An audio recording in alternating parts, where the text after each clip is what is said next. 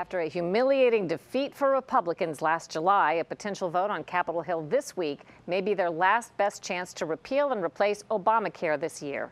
Senator Lindsey Graham is leading the effort. We asked him to break it down for us. Obamacare is collapsing. It'll never work. The more government control over your health care, the less voice you'll have. 70% of the counties have no provider under Obamacare. I want to take the money we would have spent on Obamacare, block grant it to the states. Under Obamacare, 4 states get 40% of the money. New York, California, Maryland, and Massachusetts, they're 20% of the population.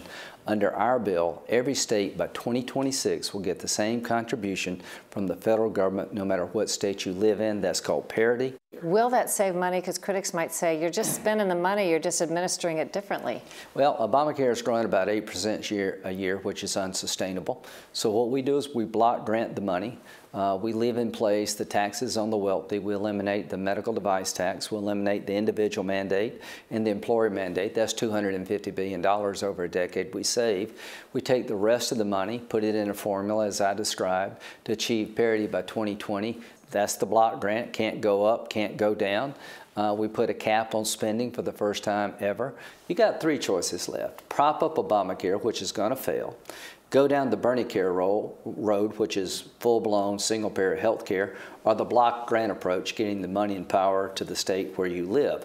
Those are the 3 choices left. To the Republican Party, what do we believe? The Democrats know where they're going. The question for us, do we know where we're going? The Patient Protection and Affordable Care Act is passed. They voted to pass Obamacare on Christmas Eve. Barack Obama moved heaven and earth to pass this bill. Harry Reid pulled every trick out of the book.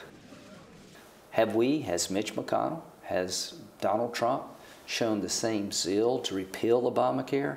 If this were to fail, is it over? What happens? Here's my view. If we don't pass this, if we don't fight for the block grant approach, you're on the road to single-payer health care, because Obamacare is going to collapse. And if I were President Trump, I would not prop up a system that can never work. So this is the last best chance to repeal and replace Obamacare. I want to send the money and power back home. I thought as Republicans, we believed in local control. I thought we believed that government closest to the people is the best government. I believe that. Why not health care closest to the patient? Under Obamacare, if you don't like it, who do you complain to? Sharyl? I mean, who do I complain to if I don't like my Obamacare? You can complain to me, but I don't run Obamacare. It's some bureaucrat you'll never meet. If it's a state-run program, then you can complain to your state house representative, to your governor, and they will listen to you because they care about your vote. What is wrong, taking a critic's viewpoint, with single-payer health care, something that would cover everybody with things such a mess? Why isn't that a viable option? Well, look at the VA. What happens when you have a monopoly in the private sector or the public sector? What happens when there's no competition, there's only one game in town? People get lazy, people get indifferent, innovation's taken out of the system. The thing about the block grant is that 50 states will experiment with what works best for them. California's different than South Carolina. Somebody will figure out efficient health care and the other states will begin to copy. Under Obamacare, there's no innovation required because you just keep printing money.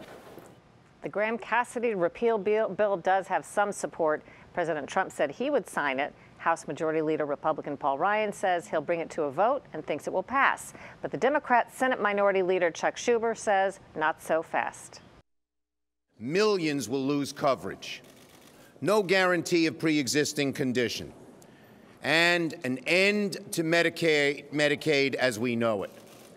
Tens of millions of people could well lose coverage. People who desperately need essential services would lose it.